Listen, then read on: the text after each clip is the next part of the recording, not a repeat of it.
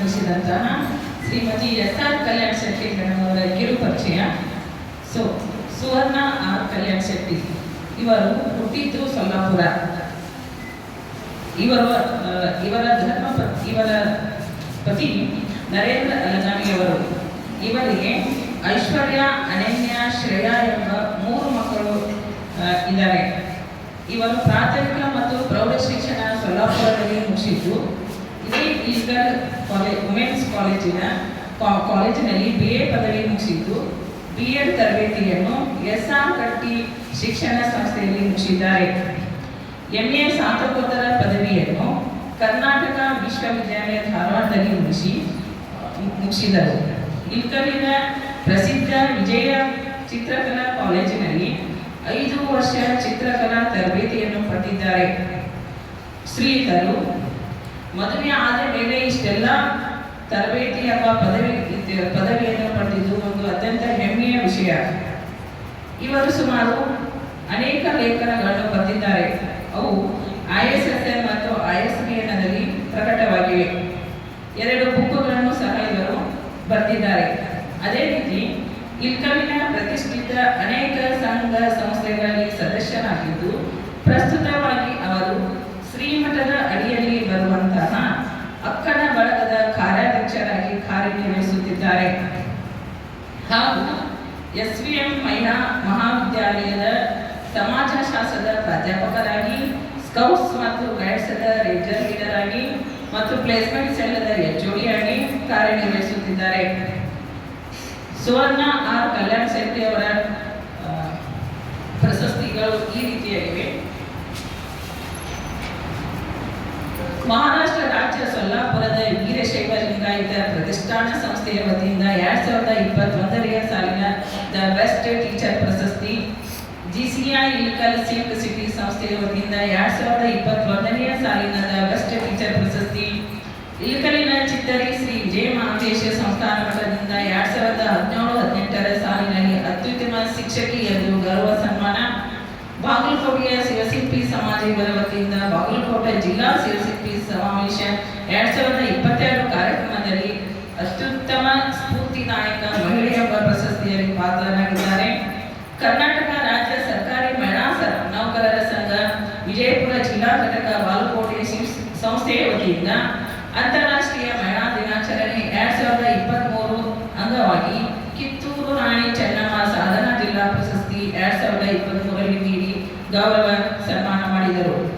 ಅದೇ ರೀತಿಯಾಗಿ ಕನ್ನಡ ಸಾಹಿತ್ಯ ಪರಿಷತ್ತು ಮಹಾರಾಷ್ಟ್ರ ಘಟಕದ ವತಿಯಿಂದ 3ನೇ ಮಹಾರಾಷ್ಟ್ರ ಗಡಿನಾಡು ಕನ್ನಡ ಸಾಹಿತ್ಯ ಸಮ್ಮೇಳನದಲ್ಲಿ ಸಾಧಕ ಮಹಿಳಾ ಸನ್ಮಾನ ಪ್ರಶಸ್ತಿಯನ್ನು ಹಾಗೂ ದಿ ಭಾರತ ಸ್ಕೌಟ್ಸ್ ಮತ್ತು ಗೈಡ್ಸ್ ಕರ್ನಾಟಕ ಸಂಸ್ಥೆಯ ಇಂಟರ್ನ್ಯಾಷನಲ್ ಕಲ್ಚರಲ್ ಜಾಂಬೇರೆಯನ್ನು ಮೂಡಬಿದರೆಯಲ್ಲಿ ಡಿಸೆಂಬರ್ 2022ರಲ್ಲಿ ಭಾಗವಹಿಸಿದ್ದಕ್ಕಾಗಿ ಪ್ರಶಸ್ತಿಯನ್ನು ನೀಡಿ ಗೌರವಿಸಲಾಯಿತು. ಅದೇ ರೀತಿಯಾಗಿ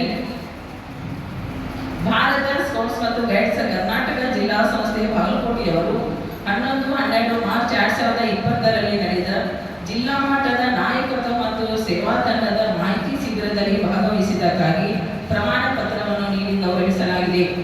ವಿಜಯಪುರದ ಸಂಸ್ಥೆಯ ವತಿಯಿಂದ ಸಾವಿತ್ರಿಬಾ ಫುಲೆ ಪ್ರಶಸ್ತಿಯನ್ನು ಕೂಡ ಇವರು ಪ್ರಶಸ್ತಿಗೆ ಪಾತ್ರರಾಗಿದ್ದಾರೆ. ಸೊಲ್ಲಾಪುರದ ಬಾಳಿವೇಸ ಶಕ್ತಿ ಪೂಜಾ ಮತ್ತು ಸಮಾಜ ಸೇವಾ ಮಂಡಳಿದ ಸೊಲ್ಲಾಪುರದ ವತಿಯಿಂದ ನಾರಿ ಶಕ್ತಿ ಸನ್ಮಾನ ಪ್ರಶಸ್ತಿಯೂ ಕೂಡ ಇವರು ಪಾತ್ರರಾಗಿದ್ದಾರೆ. ಶ್ರೀಮತಿ ಎಸ್.ಆರ್. ಕಲ್ಯಾಣ್ ಶೆಟ್ಟಿ ಮೇಡಮ್ ಅವರು ಇಂದಿನ ನಮ್ಮ ಕಾರ್ಯಕ್ರಮಕ್ಕೆ ಬಂದು ಭಾಗವಹಿಸಿದ ನಮ್ಮೆಲ್ಲರೂ ಸೌಭಾಗ್ಯ ಅಂತ ಹೇಳಕ್ಕೆ ಇಷ್ಟಪಡ್ತೀನಿ. ಇವರ ಇನ್ನೊಂದು ವಿಶೇಷತೆ ಏನಾದೆ ಅಂದ್ರೆ ಇವರ ಸಾಯಂಕಾಲ ಸ್ನ್ಯಾಕ್ಸ್ ಸಹಿತ ಮನೆಯಲ್ಲಿ ಎಲ್ಲ ಹೆಲ್ತಿ ಫುಡ್ಡನ್ನು ರೆಡಿ ಮಾಡಿಕೊಡ್ತಾರಂತ ನಾನು ಕೇಳಿದ್ದೆ. ಆಮೇಲೆ ಇವರು ನೃತ್ಯ ಆಗಲಿ ಮತ್ತು ಚಿತ್ರಕಲೆ ಆಗಲಿ ತುಂಬ ಚೆನ್ನಾಗಿ ಬಿಡಿಸ್ತಾರೆ. ನಿನ್ನೆ ಮೊನ್ನೆ ಇಲ್ಲಿ ವಿಜಯದ ನಮ್ಮ ಮಠದಲ್ಲಿ ನೃತ್ಯ ಮಾಡಿದ್ದಾರೆ, ಭಾಳ ಚೆನ್ನಾಗಿ ಮಾಡಿದ್ದಾರೆ ಡ್ಯಾನ್ಸ್ ಎಲ್ಲ. ಅಂಥದ್ರಲ್ಲಿ ಅವರು ಎತ್ತಿದ ಕೈ ಮೇಡಮ್. ಈಗ ಸಮಕಾಲೀನ ಶಿಕ್ಷಣದಲ್ಲಿ ಮಹಿಳೆಯರ ಪಾತ್ರದ ಬಗ್ಗೆ ನಮ್ಮೆಲ್ಲರಿಗೂ ತಮ್ಮ ಒಂದು 10 ನಿಮಿಷ ನಮ್ಮ ಜ್ಞಾನವನ್ನು ಹಂಚಲು ನಾನು ಅವರಿಗೆ ಹಂಚ್ಬೇಕಂತ ಅವ್ರಿಗೆ ಕೇಳಕ್ಕೆ ಇಷ್ಟಪಡ್ತೀನಿ. ಮಹಿಳೆ ಎಂದರೆ ಮಮತೆಯ ಆಗರ, ಪ್ರೀತಿಯ ವಾತ್ಸಲ್ಯದ ಸಾಗರ, ಕರ್ತವ್ಯದ ಆಗರ, ತಾಳ್ಮೆ ಕರುಣೆಯ ಸಾಗರ, ಸಮಯ ಪ್ರಜ್ಞೆ ಮತ್ತು ಶಿಸ್ತಿನ ಸಿಪಾಯಿ, ಅಕ್ಕರೆಯ ಕಡಲು. ಇಂತಹ ಸದ್ಗುಣಗಳನ್ನು ತಮ್ಮಲ್ಲಿ ಮೈಗೂಡಿಸಿಕೊಂಡಂತಹ ಶ್ರೀಮತಿ ಎಸ್.ಆರ್. ಕಲ್ಯಾಣ್ ಶೆಟ್ಟಿ ಮೇಡಮ್ ಅವರನ್ನು ಇಂದಿನ ನಮ್ಮ ಕಾರ್ಯಕ್ರಮಕ್ಕೆ ಬಹಳ ತುಂಬು ಹೃದಯದ ನಾನು ಮತ್ತೊಮ್ಮೆ ಸ್ವಾಗತಿಸಿಕೊಂಡು ಅವರ ಪರಿಚಯವನ್ನು ಮುಗಿಸುತ್ತೇನೆ. ನನ್ನ ಗುರುಗಳಾದ ಡಾಕ್ಟರ್ ವಿ ಆಲೇಗಾಯವಿಯವರ ಜೊತೆ ಅದು ಬಹಳ ಮುಖ್ಯ. ನನ್ನ ಗುರುಗಳ ಜೊತೆ ಆ ಕಾರಣವಾಗಿ ಮತ್ತೊಮ್ಮೆ ಅವರ ಪರಿಚಯವನ್ನು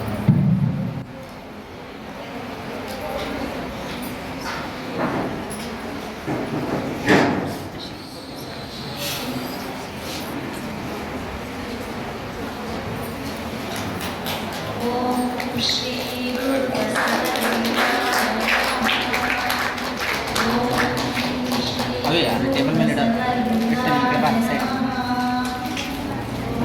ಕೊಡೋದು.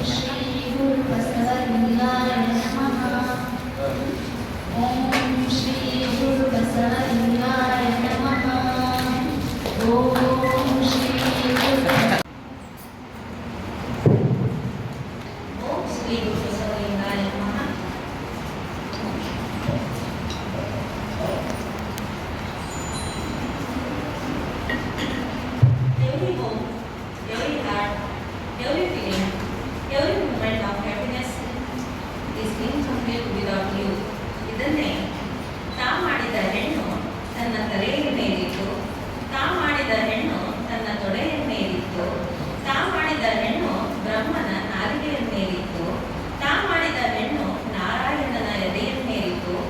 ಅದು ಕಾರಣ ಹೆಣ್ಣು ಹೆಣ್ಣಲ್ಲ, ಹೆಣ್ಣು ರಾಕ್ಷಸಿಯೂ ಅಲ್ಲ, ಹೆಣ್ಣು ಪ್ರತ್ಯಕ್ಷ ಕಪಿಲಸಿದ್ಧ ಮಲ್ಲಿಕಾರ್ಜುನ ಅಂತ ಹೇಳಿ ಶ್ರೀ ಗುರು ಶಿವಯೋಗಿ ಕರ್ಮಯೋಗಿ ಸಿದ್ದರಾಮನವರ ವಚನವನ್ನು ಹೇಳುತ್ತಾ ಓಂ ಶ್ರೀ ಚಿತ್ತರಿಗೆ ಶ್ರೀ ವಿಜಯ ಮಹಾಂತರನ್ನು ವೀರ ವಿರಾಗಿ ಪ್ರಥಮ ಕವಿಯತ್ರಿ ವೀರ ಶೂರ ಮಹಿಳೆಯಾದ ಅಕ್ಕ ಮಹಾದೇವಿಯನ್ನು ಋಣಮಂದಿರದಲ್ಲಿ ನೆನೆಯುತ್ತಾ ಮಹಾಂತ ಜೋಡಿಗೆಯ ಹರಿಕಾರಕರಾದಂಥ ಡಾಕ್ಟರ್ ಮಹಾಂತಪ್ಪನವರ ದಿವ್ಯ ಚೇತನಕ್ಕೆ ಹಣೆಮಣೆದು ಮಾತೃಹೃದಯ ಸಂಯಮ ಪ್ರಶಸ್ತಿ ವಿಜೇತರಾಗಿರುವಂತಹ ಗುರು ಮಹಾಂತರ ಶ್ರೀ ಪಾದಕಮಲಗಳಿಗೆ ಒಳಮಟ್ಟು ಇಂದು ವಿಶ್ವ ಮಹಿಳಾ ದಿನಾಚರಣೆ ವೇದಿಕೆಯ ಮೇಲೆ ಆಸೀನರಾಗಿರುವಂತಹ ಕುಮಾರ್ ಮೇಡಮ್ ಅವರೇ ಹಾಗೂ ಪ್ರಭಾರಿ ಪ್ರಾಚಾರ್ಯರಾಗಿರುವಂತಹ ರಾಠೋಡ್ ಸರ್ ಅವರೇ, ಹಿರಿಯ ಪ್ರಾಧ್ಯಾಪಕರಾಗಿರುವಂತಹ ಗಾಂಡೇರ್ ಸರ್ ಅವರೇ ಮತ್ತು ಶ್ರೀ ಪ್ರಶಾಂತ್ ಸರ್ ಅವರೇ, ಅದೇ ರೀತಿ ಹಿರಿಯ ಅಕ್ಕನಂತಿರುವ ಆನ್ವಿ ಮೇಡಮ್ ಅವರೇ, ಇಲ್ಲಿ ನೆರೆದಿರುವ ಎಲ್ಲ ಪ್ರಾಧ್ಯಾಪಕರು ಮತ್ತು ಎಲ್ಲ ವಿದ್ಯಾರ್ಥಿನಿಯರಿಗೂ ಶುಭ ಮಧ್ಯಾಹ್ನದ ಶುಭಾಶಯಗಳು. ಅದೇ ರೀತಿ ಎಲ್ಲ ಮಹಿಳೆಯರಿಗೂ ಅಂತಾರಾಷ್ಟ್ರೀಯ ಮಹಿಳಾ ದಿನಾಚರಣೆಯ ಮನದಾಳದ ಶುಭಾಶಯಗಳು.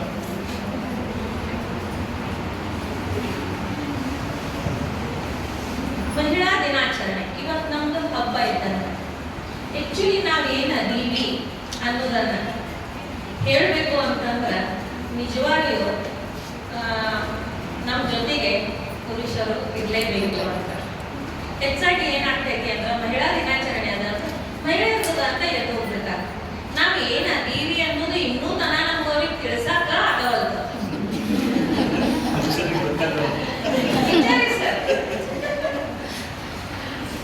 ಇದು ನಿಜ, ಪ್ರತಿಯೊಂದು ಘಟನೆಯಲ್ಲಿನೂ ನನಗ ಅನುಭವ ಬರ್ತೈತೆ ಅದು.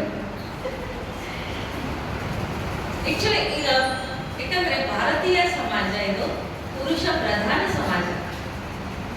ಅದ್ರಾಗ ದ್ವಿತೀಯ ಸ್ಥಾನದಲ್ಲಿ ನಮ್ಮನ್ನು ಅಳೆಯಲಾಗ್ತೈತಿ. ಸಾರಿ, ತಾವ್ಯಾರು ನನ್ನ ಬಗ್ಗೆ ಅರ್ಥ ಮಾಡ್ಕೋಬೇಕ್ರಿ. ಇಲ್ಲ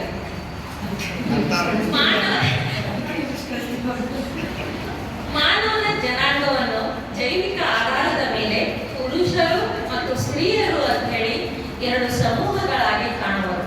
ಅದೇ ರೀತಿ ಪುರುಷ ಮತ್ತು ಸ್ತ್ರೀಯರು ಪರಸ್ಪರ ವ್ಯತ್ಯಾಸವಿದೆ ಅಂತ ಹೇಳ್ಬೋದು. ಹೌದಾ? ಸಮಾಜದ ನಿರಂತರತೆಗೆ ನೋಡ್ರಿ, ಸಮಾಜದ ನಿರಂತರತೆಗೆ ಸ್ತ್ರೀ ಮತ್ತು ಪುರುಷ ಇವರಿಬ್ಬರು ಸಹಿತ ಅಷ್ಟೇ ಅಗತ್ಯ ಮತ್ತು ಅನಿವಾರ್ಯ ಅಂತ ಹೇಳ್ಬೋದು. ಅದೇ ರೀತಿ ಸಮಾಜವು ಸಾಮಾಜಿಕ ಸಂಬಂಧಗಳ ಬಲೆಯಾಗಿದೆ ಅಂತ ಹೇಳಿ ಇಲ್ಲಿ ಸ್ತ್ರೀಯು ಪ್ರಮುಖ ಪಾತ್ರ ವಹಿಸ್ತಾಳ ಅಂತ ಹೇಳಿ. ಸ್ತ್ರೀ ಅದಾಳ ಅಂದ್ರ ಸಮಾಜ ಐತಿ ಅಂತ ನಾನು ಹೆಮ್ಮೆಯಿಂದ ಹೇಳ್ಬೋದು. ಸ್ತ್ರೀ ಇಲ್ಲ ಅಂದ್ರ ಏನು ಇಲ್ಲ ಅನ್ನೋದು. ಯಾಕಂತಂದ್ರೆ ನೋಡಿ, ನೀವು ಗಂಡ್ಮಕ್ಳು ಕೂಡಿ ಯಾವ್ದ ಏನ ಫಂಕ್ಷನ್ ಮಾಡ್ಲಿ, ನಾವ್ ಹೆಣ್ಮಕ್ಳು ಇದ್ವಿ ಅಂದ್ರ ಅದ್ರ ಶೋಭನೆ ಬೇರೆ ಇರ್ತೈತಿ. ಮನಿ ಒಳಗ ಹೆಣ್ಮಕ್ಳು ಇಲ್ಲ ಅಂದ್ರ ಆ ಮನಿ ಹೆಂಗಿರ್ತೈತಿ, ಹೆಣ್ಮಕ್ಳು ಇದ್ವಿ ಅಂದ್ರ ಆ ಮನಿ ಹೆಂಗಿರ್ತೈತಿ ಅಂತ ಹೇಳಿ. ಅದೇ ರೀತಿ ಈಗ ನಾವು ಈ ಸಮಕಾಲೀನ ಶಿಕ್ಷಣ ಬಗ್ಗೆ ತಿಳಿಯೋದಕ್ಕಿಂತ ಮೊದಲ ಈ ಮಹಿಳಾ ದಿನಾಚರಣೆ ಯಾಕೆ ಆಚರಿಸ್ತೀವಿ ಅನ್ನೋದು ಆಲ್ಮೋಸ್ಟ್ ನಿಮ್ಗೆಲ್ಲರಿಗೂ ಗೊತ್ತದ. ನಾನು ಅದನ್ನೇ ಭಾಳ ಹೇಳಂಗಿಲ್ಲ. 1917 ಒಳಗ ಇದನ್ನ ಅನೌನ್ಸ್ ಮಾಡಿದ್ರು ಮಹಿಳಾ ದಿನಾಚರಣೆ ಅಂತೇಳಿ. ಯಾಕೆ ಇದನ್ನೆಲ್ಲ ಆಯ್ತು, ನಮಗಾಗಿ ಯಾಕೆ ತಿಳಿಸ್ಕೊಟ್ರು, ಮೊದಲು ಏನಾದ್ರೂ ಇತ್ತ, ಹೆಂಗಿತ್ತು, ಅಲ್ಲಿಯ ಸಮಾಜ ಹೆಂಗಿತ್ತು, ಇದನ್ನೆಲ್ಲ ತಿಳ್ಕೊಳ್ಳೋದು ಬಹಳ ಅತ್ಯವಶ್ಯಕ ಆಗಿದೆ ಅಂತ ಹೇಳ್ತೀನಿ. ಯಾಕಂತಂದ್ರ ಮೊದಲಿನ ವೇದಗಳ ಕಾಲದಲ್ಲಿ ಕ್ರಿಸ್ತಶಕ ಪೂರ್ವ 300ರಿಂದ 600 ಹಿಂದೂಗಳ ತಾತ್ವಿಕ ಸಾಹಿತ್ಯಗಳಾಗಿರುವಂತ ಶ್ರುತಿ ಮತ್ತು ಸ್ಮೃತಿ ಅದಕ್ಕೆ ಸಂಬಂಧಪಟ್ಟ ಒಂದು ಗ್ರಂಥಗಳನ್ನು ನಾವು ಅವಲೋಕನೆ ಮಾಡಿದಾಗ ಸ್ತ್ರೀಯರಿಗೆ ಅಲ್ಲಿ ಸರಿ ಸಮಾನವಾದ ಅವಕಾಶಗಳಿದ್ದು, ಸ್ಥಾನಮಾನ ಇತ್ತು. ಸ್ತ್ರೀಯು ಪ್ರತಿಯೊಂದು ಕ್ಷೇತ್ರದಲ್ಲಿ, ಅಂದರೆ ಆರ್ಥಿಕ ಕ್ಷೇತ್ರದಲ್ಲಿ, ಸಾಮಾಜಿಕ ಕ್ಷೇತ್ರದಲ್ಲಿ, ಧಾರ್ಮಿಕ ಕ್ಷೇತ್ರದಲ್ಲಿ ಮತ್ತು ಸಾರ್ವಜನಿಕ ಕ್ಷೇತ್ರದಲ್ಲಿಯೂ ಸಹಿತ ಸ್ಥಾನಮಾನ ಹೊಂದಿದ್ಲು ಅಂತ ಹೇಳಿ, ಫಿನಿಷನ್ ಅಷ್ಟೇ ಸ್ಥಾನಮಾನ ಹೊಂದಿದ್ಲು ಅಂತ ಹೇಳಿ. ಕ್ರಮೇಣ ನಾವು ಮಹಾಕಾವ್ಯಗಳ ಒಂದು ಕಾಲವನ್ನು ನೋಡಿದಾಗ, ರಾಮಾಯಣ ಕಾಲದಾಗ ನಾವು ನೋಡ್ತೀವಿ ಸೀತೆಯನ್ನು ನಾವು ಆದರ್ಶ ಮಾತೆ ಅಂತ ಹೇಳಿ ನೋಡ್ತೀವಿ. ಆ ರಾಮಾಯಣ ಕಾಲದಲ್ಲಿ ನಾವು ಏನ್ ನೋಡ್ತೀವಿ ಅಂತಂದ್ರೆ, ಹೆಣ್ಮಕ್ಳು ಎಂಥದೇ ಪ್ರತಿಕೂಲ ಪರಿಸ್ಥಿತಿಯಲ್ಲಿಯೂ ಸಹಿತ ಪತಿಗೆ ನೆರಳಾಗಿರುವಳು ಅಂತ ಹೇಳಿ ಅದನ್ನ ನೋಡ್ತೀವಿ. ಸೀತೆ ರಾಜಕುಮಾರಿಯಾಗಿದ್ಲು, ಇದ್ರೂ ಸಹಿತ ಆಕೆ ಗಂಡನಿಗೆ ಅರ್ಧಾಂಗಿಯಾಗಿ, ಪತ್ನಿಯಾಗಿ, ಆತನ ನೆರಳಾಗಿ ಆಕೆ 14 ವರ್ಷ ವನವಾಸ ಪಟ್ಟು. ಇಲ್ಲಿ ಏನ್ ಸೂಚಿಸ್ತೈತಿ ಅಂದ್ರೆ, ಹೆಣ್ಣು ಗಂಡನ ಸುಖ ದುಃಖಗಳಿಗೂ ಸರಿ ಸಮಾನ ಅಂತ. ಅದಕ್ಕಾಗಿನೇ ಈಗ ಅರ್ಧಾಂಗಿ ಅಂತ ಕರೆದ್ರು. ಅದೇ ರೀತಿ ಮಹಾಭಾರತದಲ್ಲಿ ಭೀಷ್ಮರು ಒಂದನೇ ಹೇಳ್ತಾರೆ, ಸ್ತ್ರೀಯರನ್ನು ಯಾವಾಗಲೂ ಪ್ರೀತಿಯಿಂದ ಮತ್ತು ಪೂಜ್ಯ ಭಾವನೆಯಿಂದ ಕಾಣಬೇಕು ಅಂತ ಹೇಳಿ. ಅದು ಈಗಲೂ ಸತ್ಯದ ಅಂತ ಹೇಳ್ತೀನಿ.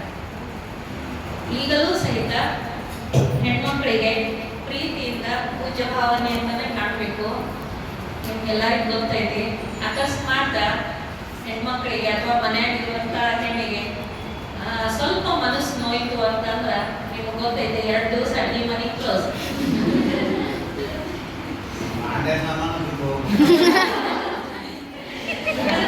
ಆಗಿನ ಕಾಲದಲ್ಲಿನೇ ಆಮೇಲೆ ನಿಜವಾಗಿನೂ ಸ್ತ್ರೀಯು ಹೆಂಗ ಪೂಜನೀಯ ಅದ ಅಂತ ನಾನು ನೆಕ್ಸ್ಟ್ ಹೇಳ್ತೀನಿ. ಅದೇ ರೀತಿ ಪಂಚ ಪತಿವ್ರತೆ ಅಂತ ಹೇಳಿ ಸೀತೆ, ದ್ರೌಪದಿ, ಅಹಲ್ಯೆ, ತಾರಾ, ಮಂಡೋದರಿ ಇವರನ್ನು ನಾವು ಪಂಚ ಪತಿವ್ರತೆಗಳು ಅಂತ ಹೇಳಿ ನೋಡ್ತೀವಿ. ತದನಂತರದಲ್ಲಿ ಅಂದ್ರೆ ವೇದೋತ್ತರ ಕಾಲದಲ್ಲಿ ಸ್ತ್ರೀಯರ ಸ್ವಾತಂತ್ರ್ಯ ಮತ್ತು ಸ್ಥಾನಮಾನಗಳು ಕ್ಷೀಣಿಸತೊಡಗಿದವು ಅಂತ ಹೇಳಿ ಧರ್ಮಶಾಸ್ತ್ರಗಳು, ಪುರಾಣಗಳು ಇಲ್ಲೆಲ್ಲ ಏನಾಗ್ಬಿಡ್ತು ಅಂದ್ರೆ, ಪುರುಷ ಪ್ರಧಾನ ಸಮಾಜ ಬರುವುದರಿಂದ ಇಲ್ಲಿ ದ್ವಿಮುಖ ಭಾವನೆಗಳು ಹುಟ್ಟಿಕೊಂಡು ಇಲ್ಲಿ ಸ್ಮೃತಿಯಲ್ಲಿ ಹೇಳ್ತಾನ ಸ್ತ್ರೀಯರು ಸ್ವಾತಂತ್ರ್ಯಕ್ಕೆ ಅರ್ಹಳಲ್ಲ ಅಂತ ಹೇಳಿ. ಶೈಕ್ಷಣಿಕ ಕ್ಷೇತ್ರದಲ್ಲಿ ಆಕೆಗೆ ಸ್ಥಾನಮಾನ ಕೊಟ್ಟಿದ್ರು, ಆದ್ರೆ ಆಕೆಗೆ ಯಾವುದೇ ಸ್ಥಾನ ಅಲ್ಲಿ ಕೊಡ್ಲಿಲ್ಲ ಅಂತ ಹೇಳಿ. ಹೀಗಾಗಿ ಅಲ್ಲಿ ತನ್ನ ಸ್ಥಾನಮಾನಗಳನ್ನು ಕಳೆದುಕೊಳ್ತಾ ಹೋಗುದು ಅಂತ ಹೇಳಿ. ತದನಂತರದಲ್ಲಿ ಕ್ರಮೇಣ ನಾವು ನೋಡ್ತೀವಿ ಬ್ರಿಟಿಷರ ಕಾಲ ಬಂತು. ಅದೇ ರೀತಿ ಬಸವಣ್ಣನವರ ಕಾಲದಲ್ಲಿ ಸಹಿತ ನಮ್ಮ ಹೆಣ್ಮಕ್ಳಿಗೆ ಸರಿ ಸಮಾನವಾದ ಅವಕಾಶಗಳನ್ನು ಕೊಟ್ಟರು. ಅದೇ ರೀತಿ ವೇದೋತ್ತರ ಕಾಲದಲ್ಲಿ ಮಹಿಳೆಗೆ ಅನೇಕ ನಿರ್ಬಂಧನೆಗಳೇನಾಯಿತು. ಗೌತಮ ಬುದ್ಧ ಕಾಲದಲ್ಲಿ ಅಂದ್ರೆ ಕ್ರಿಸ್ತಶಕ ಪೂರ್ವ 6ನೇ ಮತ್ತು 8ನೇ ಶತಮಾನದ ತನಕ ಸ್ತ್ರೀಯರಿಗೆ ಒಂದು ಸ್ಥಾನಮಾನ ಸ್ವಲ್ಪ ಮಟ್ಟಿಗೆ ಏರಿತು ಅಂತ ಹೇಳ್ಬೋದು. ಅಲ್ಲಿ ಬೌದ್ಧ ಸನ್ಯಾಸಿಗಳು ಭಿಕ್ಷುಣಿ ಸಂಘ ಅಂತ ಹೇಳಿ ಒಂದು ಕಟ್ಟಿ ಸಂಘಟನೆ ರಚಿಸಿ ಅವರು ಕಾರ್ಯ ಮಾಡತೊಡಗಿದರು ಅಂತ ಹೇಳಿ ಅಲ್ಲಿ ಅವುಗಳನ್ನು ಥೇರಿ ಅಂತ ಹೇಳಿ ಕರೆಯಲಾಗ್ತಿತ್ತು. ಅವರು ಆ ಥೇರಿ ಭಿಕ್ಷುಣಿ ಅಂದ್ರೆ ಯಾರು ಅಂದ್ರೆ ಅಲ್ಲಿ ಅಧ್ಯಾತ್ಮದ ಅಥವಾ ಒಳ್ಳೆಯ ಗುಣದ ಒಂದು ಹಾಡುಗಳನ್ನು ರಚಿಸಿ ಅದನ್ನು ಹಾಡ್ತಿದ್ರು, ಅನುಭವದ ಮಾತುಗಳನ್ನು ಹೇಳುತ್ತಿದ್ರು. ಅಲ್ಲಿ ಸ್ವಲ್ಪ ಮಟ್ಟಿಗೆ ಹೆಣ್ಣು ಪೂಜನೀಯ ಸ್ಥಾನಕ್ಕೆ ಬಂತು ಅಂತ ಹೇಳಿ ಕ್ರಮೇಣ ರಾಜ ಮಹಾರಾಜರು ಸ್ತ್ರೀಯರಿಗೆ ಮತ್ತು ಬೌದ್ಧ ಸನ್ಯಾಸಿಗಳಿಗೆ ಉತ್ತಮ ಸ್ಥಾನ ಕೊಡ್ತಾ ಹೋದ್ರು ಅಂತ ಹೇಳಿ. ಅದೇ ರೀತಿ ಮುಂದೆ ಬಸವಣ್ಣನವರ ಕಾಲ ಬರ್ತೈತಿ, ಅಲ್ಲಿ ಮಹಿಳೆಯರಿಗೆ ಅಕ್ಕ ಮಹಾದೇವಿ ಮತ್ತು 33 ವಚನಕಾರ್ತಿಯರಿಗೆ ಅಲ್ಲಿ ಅವಕಾಶಗಳಿದ್ದು. ಆಮೇಲೆ ನೀವು ನೋಡಿ ಸರಿ ಸಮಾನವಾಗಿ ಅವರು ಸಹಿತ ವಚನಗಳು ರಚಿಸಿದ್ರು, ಅದೆಲ್ಲ ನೋಡ್ತೀವಿ. ತದನಂತರದಲ್ಲಿ ಬಂತು ಮಧ್ಯಕಾಲೀನ ಭಾರತದಲ್ಲಿ ಸ್ತ್ರೀಯರ ಸ್ಥಾನಮಾನ ಕಂಪ್ಲೀಟ್ ಆಗಿ ಕಳೆದು ಹೋಯಿತು. ಕತ್ತಲೆಯ ಯುಗ ಅಂತ ಕರೀತಾರ. ಸ್ತ್ರೀಯರು ಸಂಪೂರ್ಣವಾಗಿ ತನ್ನ ಘನತೆ ಗೌರವ ಎಲ್ಲ ಕಳೆದ್ರು. ಆಮೇಲೆ ಎಲ್ಲ ಅವಕಾಶಗಳಿಗೆ ವಂಚಿತರಾದರು ಅಂತ ಹೇಳಿ. ಆ ನಂತರ ಮತ್ತು ಬ್ರಿಟಿಷರ ಕಾಲ ಬಂತು, ಮತ್ತು ಸ್ವಲ್ಪ ಮಟ್ಟಿಗೆ ಮಹಿಳೆಯರ ಸ್ಥಾನಮಾನ ಬಂದು.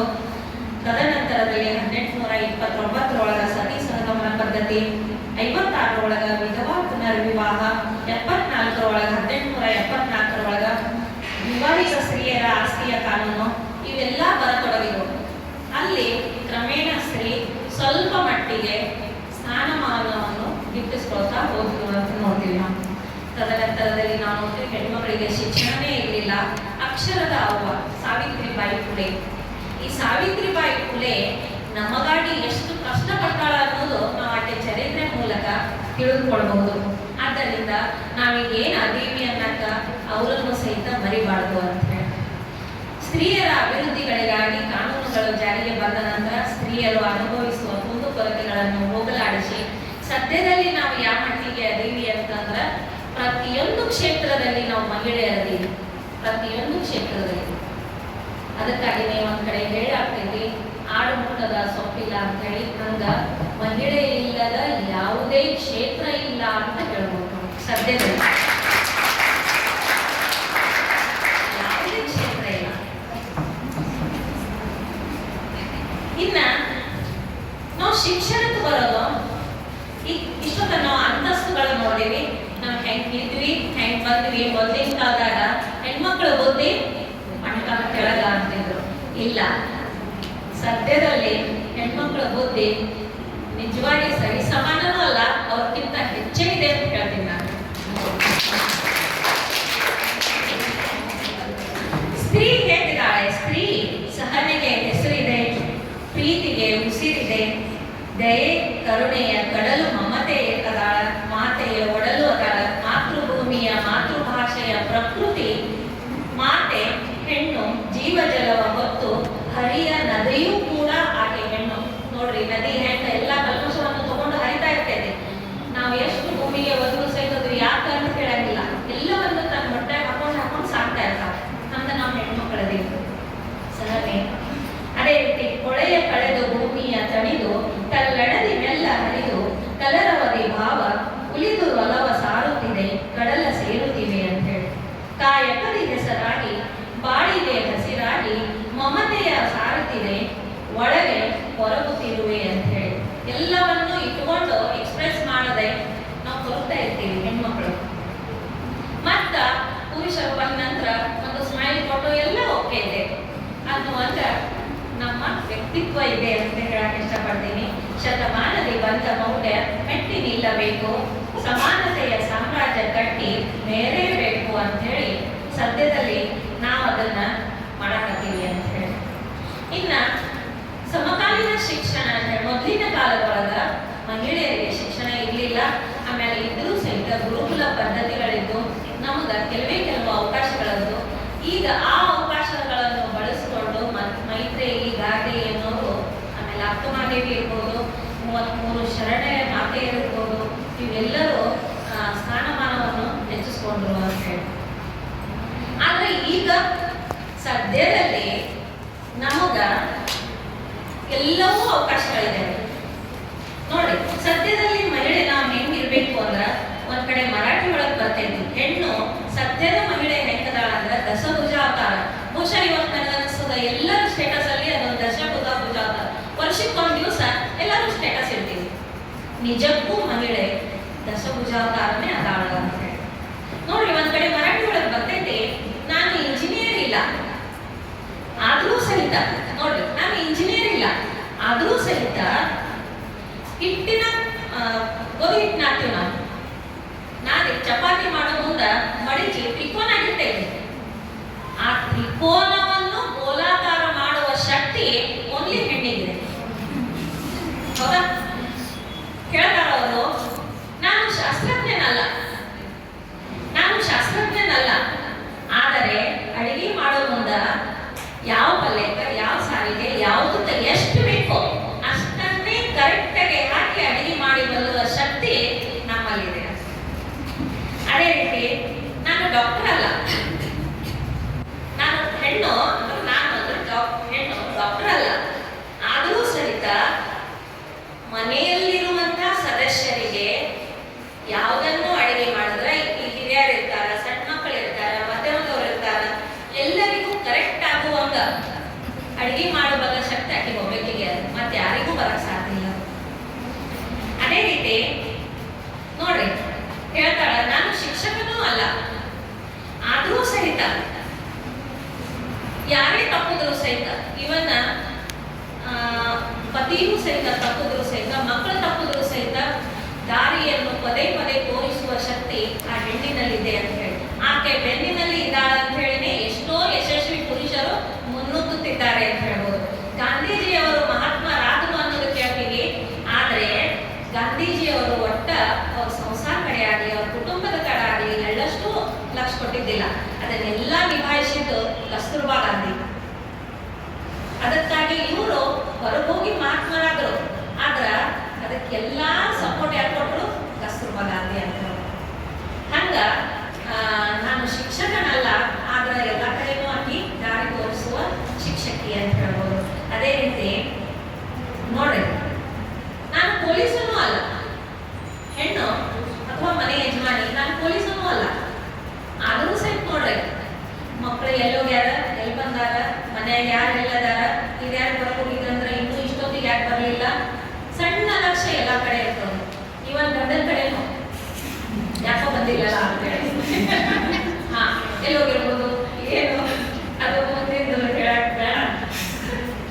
ಅದೇ ರೀತಿ ನೋಡ್ರಿ, ಯಾವುದೇ ಹೆಣ್ಣು ಗಾಯಕನೂ ಅಲ್ಲ, ಸಂಗೀತ ಎಲ್ಲರೂ ಕಲ್ತಿರಂಗಿಲ್ಲ, ಆದರೂ ಸಹಿತ ನಾವು ಮಕ್ಕಳಿಗೆ ಜೋಗಳ ಪದಾರ್ಥ ಗೊತ್ತಿಟ್ಟರೆ ನಾವು ಗಾಯಕಿಯಾಗಿರ್ತೀವಿ ನೋಡ್ರಿ. ಅದೇ ರೀತಿ ನಾನು ವಾದಕಿನೂ ಅಲ್ಲ ಅಂತ ಹೇಳಿ ಕನ್ನಡ ಬಳಸ್ತೀವಲ್ಲ, ವಾದಕಿ ಅಂತ ಕರಿತೀವಿ ನಾವು. ಮರಾಠಿ ಒಳಗೆ ಶಬ್ದ ವಾದಕಿ ಅಂತಾರೆ, ಕನ್ನಡ ಒಳಗೆ ನನಗೆ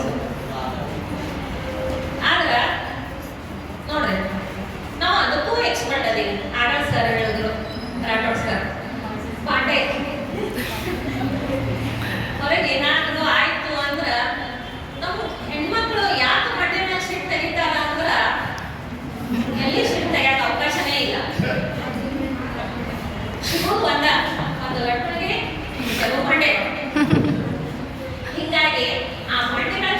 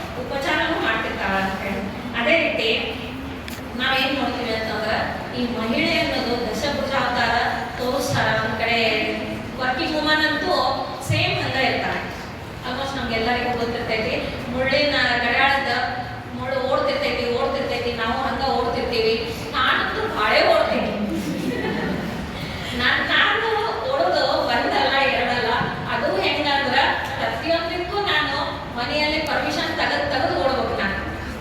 ಅದು ಕೆಲವು ಕಡೆ ಹೋಗಂತಾರೆ, ಕೆಲವು ಕಡೆ ಬೇಡ ಅಂತಾರೆ. ಅದು ಕಾಮನ್ ಎಲ್ಲ ಕಡೆ ಇರುದ. ಅವರೆಲ್ಲ ಹಿಂಗೆ ಅದ ಅಂತ ನಾವು ಸೇಫ್ಟಿ ಅದೇವಿ. ನೀವು ಅನ್ಬೋದು, ನೀವು ಅಂತಿರ್ತೀವಿ ಕೆಲವೊಂದ್ಸಲ ಭಾಷೆ ಇಟ್ಟು ಬಂತಂದ್ರೆ ಯಾರೋ ಏನೋ ಇದೆಲ್ಲ ಮಾಡ್ಯಾರ, ಹೆಂಗೋ ಏನೋ ನಮಗೆ ರೂಲ್ಸ್ ಅದಾವ ಅಂತ ಹೇಳಿ. ನಿಜವಾಗ್ಲೂ ನಾನು ಹೇಳ್ತೀನಿ ನಿಮ್ಗೆ, ನಿಜವಾಗಿ ರೂಲ್ಸ್ ಅದಾವ ಅಂತ ನಾವು ಇಷ್ಟರ ಮಟ್ಟಿಗೆ ಸುರಕ್ಷಿತತೆಯಿಂದ ಅದೀವಿ ನೋಡ್ರಿ. ಯಾವುದೇ ಒಂದು ಗಾರ್ಡನ್ ಅದ ಅಂತ ಇಟ್ಕೋರಿ, ಸಾಕಷ್ಟು ಹೂಗಳು ಅರಳ್ಯಾವ. ನಾವು ಹೋಗ್ತಾ ಹೋಗ್ತಾ ಅಂದ್ರೆ ಕಾಯುವಂತ ಮಳೆನೂ ಇಲ್ಲ ಅಂತ ಇಟ್ಕೋರಿ, ನಾವು ಬರ ಹೋಗ್ತೀವಿ, ಹೂ ಹರ್ಕೊಂಡ್ಬಿಡ್ತೀವಿ, ಹೌದಾ? ಅದನ್ನ ಅಲ್ಲಿ ಕಾಯಕ್ಕಿದ್ದ ಅಂದ್ರ ನಾವು ಅವನಿಗೆ ಪರ್ಮಿಷನ್ ಕೇಳ್ತೀವಿ, ಅಥವಾ ಬ್ಯಾಡ್ ಬಿಡಪ್ಪ ಬೈದಿದ್ದಾರು ಅಂತ ನಾವು ದೂರ ಉಳಿತೀವಿ. ಆಕ್ಚುಲಿ ನಮ್ಮ ಕಾಲೇಜ್ ಕಲಿಯುವಂತ ಹುಡುಗಿಯರಿಗೆ ಸದ್ಯದಲ್ಲಿ ಇದು ಬಹಳ ಐತ್ರಿ. ಯಾರೋ ಏನೋ ನಮಗೆ ರೂಲ್ಸ್ ಮಾಡ್ಯಾರ. ಕಾಲೇಜಿಗೆ ಹೋದ್ರ ಸರ್ ಮೇಡಮ್ ಅಲ್ಲಿ ಹೋಗ್ಬೇಡ್ರಿ, ಇಲ್ಲಿ ಹೋಗ್ಬೇಡ್ರಿ, ಅಲ್ಲಿ ಯಾಕೆ ನಿಂತ್ರಿ, ಇಲ್ಲಿ ಯಾಕೆ ನಿಂತ್ರಿ, ಇಲ್ಲಿ ಯಾಕೆ ಕುಂತ್ರಿ, ಅಲ್ಲಿ ಯಾಕೆ ಕುಂತ್ರಿ, ಅವ್ರ ಜೋಡಿ ಯಾಕೆ ಮಾತಾಡಿದ್ರಿ, ಇವೆಲ್ಲ ನಿಜಕ್ಕೂ ಅವ್ರು ಅದಾರ ಅಂತ ನಾವು ಅದೀವಿ. ಹೆಂಗದ ಅಂದ್ರ ಹೆಂಗ ಹೂವಿನ ತೋಟಕ್ಕೆ ಬೇಲಿ ಹಾಕಿರ್ತಾರ ಗೊತ್ತಾ, ಅದಕ್ಕೆ ಮುಳ್ಳು ಇರ್ತಾವ, ಯಾರು ಒಳಗೆ ಬರಬಾರ್ದು ಅಂತ ಹೇಳಿ. ಇವೆಲ್ಲ ನಮ್ಮ ಸಮಾಜಶಾಸ್ತ್ರದೊಳಗ ರೂಢಿ ಪದ್ಧತಿ ಇವೆಲ್ಲ ಬರ್ತಾವ. ಇವು ಏನು ಅಂತಂದ್ರ ಇವು ಹೋಗ್ಬೇಡ ಮಾಡ್ಬೇಡ, ಇವು ಒಂದೊಂದು ಮುಳ್ಳು ಇದ್ದಾವೆ ನೋಡ್ರಿ. ಇಷ್ಟು ಮಂದಿ ನೀವು ಈ ಕೋ ಎಜುಕೇಶನ್ ಒಳಗೆ ಕಲಿಯಾಕತ್ತೀರಿ, ಅಕಸ್ಮಾತ್ ಟೀಚರ್ಸ್ ನಿಮ್ಗೆಲ್ಲ ಬೇಲಿಗಳು ಇದ್ದಿದ್ದಿಲ್ಲ ಅಂದ್ರ ನಿಮ್ ಪರಿಸ್ಥಿತಿ ಏನಾಗಿರ್ತಿತ್ತು ಅಂತ. ನೀವೆಲ್ಲ ಗುಲಾಬಿ ಹೂಗಳಿದ್ದಾಗ ಹೌದಾ ಏನಾಗಿರ್ತಿತ್ತು ಅಂತ ಹೇಳಿ. ಅದಕ್ಕಾಗಿ ಆಕ್ಚುಲಿ ನಾವೆಲ್ಲ ಏನ್ ತಿಳ್ಕೋಬೇಕು ಅಂತಂದ್ರ, ಕೆಲವೊಮ್ಮೆ ನೀವು ಇರಿಟೇಟ್ ಮಾಡ್ಕೊಂತೀರಿ ನಾವು ಹೇಳಕತ್ತಾನ ಅಲ್ಲ, ಆದ್ರ ಶಿಕ್ಷಕರು ಹೇಳಕತ್ತಾರ ಅಂತಂದ್ರ ಇಂಡೈರೆಕ್ಟ್ ಆಗಿ ನಿಮಗೆ ಸಂರಕ್ಷಣೆ ಮಾಡ್ತಿರ್ತಾರ ಅಂತ ಹೇಳಿ. ಅದೇ ರೀತಿ ಇನ್ನೊಂದು ನಾವು ಏನ್ ಹೇಳ್ತೀವಿ ಅಂತಂದ್ರೆ, ಸದ್ಯದಲ್ಲಿ ಬಹಳ ನೋಡುವಷ್ಟು ಉದಾಹರಣೆ ಅಂತೂ ಕೊಡಂಗಿಲ್ಲ. ಆಕ್ಚುಲಿ ನನ್ನ ಮಗಳಿಗೆ ಯಾವಾಗ್ಲೂ ಹೇಳ್ತಿರ್ತೀನಿ ನಾನು, ನೀ ಎಲ್ಲರೇ ಹೋಗು, ಏನ್ ಮಾಡ್ತೀನಿ ಮಾಡು, ಆದ್ರ ಒಂದು ಕಾಲು ಹೆಜ್ಜೆ ಮುಂದೆ ಇಡು ಮುಂದ ನೀನು 100 ಸಲ ಯೋಚನೆ ಮಾಡು, 100 ಸಲ ಯೋಚನೆ ಮಾಡು. ಆ ಯೋಚನೆ ಹೆಂಗಿರ್ಬೇಕು ಅಂತಂದ್ರ, ನಾನು ಕಾಲು ಹೆಜ್ಜೆ ಇಟ್ಟಾಗ ನನಗೆ ಸಂಬಂಧಪಟ್ಟಂತ ಎಲ್ಲರೂ ಮನೆ ಕುಟುಂಬದವರು ಸುತ್ತಮುತ್ತಿನವರು ಅವ್ರಿಗೆ ತೊಂದರೆ ಆಗ್ತಿತ್ತು ಅಂದ್ರೆ ಆ ಹೆಜ್ಜೆ ಮುಂದಿಡಬೇಡ ಅಂತ ಹೇಳಿ. ಹೌದು, ನಿಮ್ಮ ಈ ವಯಸ್ಸಿಗೆ ಆಕರ್ಷಣೆ ಇರ್ತೈತಿ ಹೊರತು ಪ್ರೀತಿ ಅನ್ನೋದು ಕಡಿಮೆ. ಪ್ರೀತಿ ಅನ್ನೋದು ನಾವು ಮದುವೆ ಮಾಡ್ಕೊಂಡವ್ರಿಗೆ ಕೇಳಿ, ಪ್ರೀತಿ ಅನ್ನೋದು ಏನಿರ್ತದ, ಕಾಳಜಿ, ನಿಜವಾದ ಪ್ರೀತಿ ಅನ್ನೋದು ಇದು ಆಕರ್ಷಣೆಗೆ ಒಳಗಾಗಿ ನೀವೇನ್ ಮಾಡ್ಬಿಡ್ತೀರಿ ಅಂದ್ರ, 20 ವರ್ಷ ಸಾಕಿದಂತ ತಂದೆ ತಾಯಿಗಳಿಗೆ ನೋಡ್ರಿ ಒಂದು ಡ್ರೆಸ್ ಕೊಡ್ಸಾಕ 5-6 ಗಂಟೆ ಅಡ್ಡಾಡ್ತಾರೆ. ನನ್ನ ಮಗಳಿಗೆ ಇದು ಚಲೋ ಆಗ್ತದೋ ಇಲ್ಲೋ, ಇದನ್ನು ಉಟ್ಕೊಂಡ್ರೆ ಚುಸ್ತದೋ ಏನೋ, ಅಥವಾ ಈ ಡ್ರೆಸ್ ಹಾಕಿ ಸರಿಯಾಗಿ ಕಾಣಿಸ್ತದೋ ಇಲ್ಲೋ, ಇಷ್ಟೆಲ್ಲ ತಿರ್ಗಾಡಿ ನಿಮ್ಗೊಂದು ಡ್ರೆಸ್ ಕೊಡ್ತಾರೆ, ಡ್ರೆಸ್ ಕೊಡಿಸ್ತಾರೆ ಪೇರೆಂಟ್ಸು. ಇಷ್ಟು ವಿಚಾರ ಮಾಡುವಂಥವ್ರು ನಿಮ್ಮ ಭವಿಷ್ಯದ ಕಾಳಜಿ ಮಾಡದೇ ಇರ್ತಾರ. ಆದ್ರೂ ಸಹಿತ ಅವ್ರು ಮಾಡುವಂತ ಕರ್ತವ್ಯಗಳದಾವ, ಅವ್ರ ಜವಾಬ್ದಾರಿ ಅದಾವ, ಅವ್ರು ನಾಳೆ ಮಾಡೇ ಮಾಡ್ತಾರ. ನಿಮ್ಮೊಂದು ಮದುವೆಯನ್ನು ಮಾಡೋದೇ ಇರ್ತೈತಿ, ನಿಮ್ಮೊಂದು ಭವಿಷ್ಯ ಅನ್ನೋದು ಇರ್ತೈತಿ. ಅದನ್ನ ಬಿಟ್ಟು ನೀವು ನಿಮ್ಮ ಭವಿಷ್ಯವನ್ನು ಸುಂದರವಾಗಿ ಕಟ್ಕೊಳಕ್ ಹೋಗಿ ಕೆಲವೊಂದು ಸಲ ಬೇಡವಾದ ಬಾವಿಗೆ ಬೀಳ್ತಾ ಇರ್ತೀವಿ. ಅದಕ್ಕಾಗಿ ನಾವು ಏನ್ ಮಾಡ್ಬೇಕು ಅಂತಂದ್ರ, ನಾವು ಒಂದು ಹೆಜ್ಜೆ ಮುಂದೆ ಇಡಬೇಕಾದ್ರೆ 100 ಸಲ ಯೋಚನೆ ಮಾಡ್ಬೇಕು. ಆ ಯೋಚನೆ ಮಾಡಿ ಯಾವ್ದನ್ನ ಹೆಜ್ಜೆ ಇಟ್ಟಾಗ ನೋಡ್ರಿ ನಾನು ಯಶಸ್ವಿ ಆಗ್ಬೇಕು, ಮಾರ್ಕ್ಸ್ ಹೆಚ್ಚಿಗೆ ತಗೊಂಡೆ ಅಂದಾಗ ಅವಾಗ ಏನಾಗ್ತದ, ಪೇರೆಂಟ್ಸ್ ಹೆಮ್ಮೆಯಿಂದ ಹೇಳ್ಕೊತಾರೆ ನನ್ನ ಮಗಳು ಅಂತ ಹೇಳಿ. ಎಲ್ಲಿ ನಿಮ್ ಪೇರೆಂಟ್ಸ್ ಕಾಲರ್ ಟೈಪ್ ಮಾಡ್ಕೊಂಡು ಹೇಳುವ ಸಾಧ್ಯತೆ ಇದೆ ಅಂತದೆಲ್ಲ ಕಡೆ ಹೋಗ್ರಿ ನೀವು. ಎಲ್ಲಿ ಅವರು ತಮ್ಮ ಮಾನ ಮರ್ಯಾದೆ ಬಿಟ್ಟು ಮಾರಿ ಕೆಳಗೆ ಹಾಕ್ಬೇಕಾಗ್ತೈತಿ ಅಂಥದ್ದನ್ನು ಮಾಡಬೇಡ್ರಿ ಅಂತ ಹೇಳಿ. ಆಮೇಲೆ ಸದ್ಯದಲ್ಲಿ ಈ ಶಿಕ್ಷಣ ಯಾವುದ್ರ ಮೂಲಕ ಇಂಥ ಶಿಕ್ಷಣ ಸಿಗಾಕತ್ತೈತಿ ಅಂದ್ರೆ, ನಮ್ಮ ವಾಟ್ಸಪ್, ಸ್ನ್ಯಾಪ್ಚಾಟ್, ಇನ್ಸ್ಟಾಗ್ರಾಮ್ ಮೂಲಕ ಏನೇನೋ ಬರ್ತಾವು ನಾವು ನೋಡ್ತಿರ್ತೀವಿ.